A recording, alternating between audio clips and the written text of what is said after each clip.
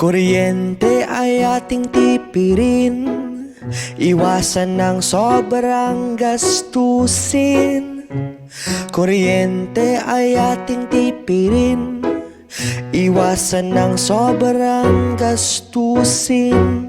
Huwag kakalimutang patayin ang mga ilaw pagkatapos gamitin. Huwag kakalimutang bunutin ang mga appliances sa saksakan.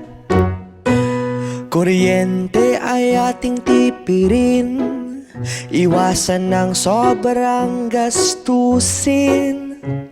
Kuryente ay ating tipirin, iwasan ng sobrang gastusin.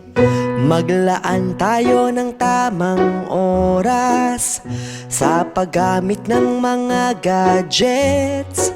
Subukan din ang solar energy at mga kagamitang mahina sa kuryente.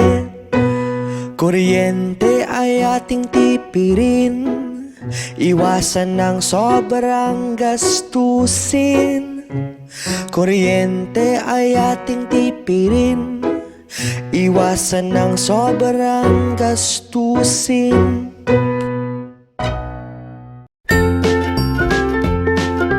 Mga bata, huwag kalimutan i-like ang video, mag-subscribe sa aming channel, at pindutin ang notification bell.